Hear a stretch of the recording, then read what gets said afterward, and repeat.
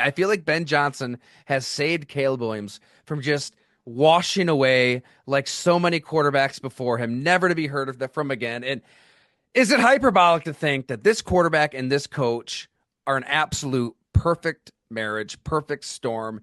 You can see the excitement in Ben Johnson's face. It seems like great times, finally, a century into this whole football thing, are ahead for a Chicago Bears quarterback.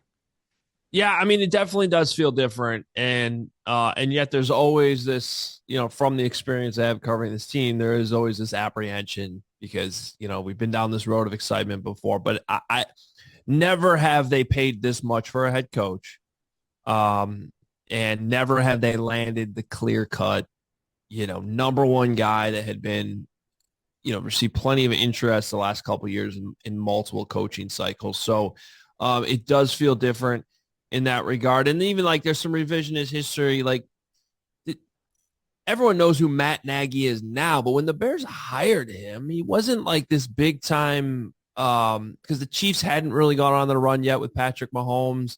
They didn't know who the offensive coordinator was, who didn't really call the plays. I mean, outside of Kansas City. So he certainly didn't have the stature of Ben Johnson.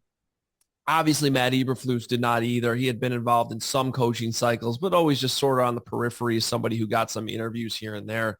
So this is different, and the fit does seem perfect.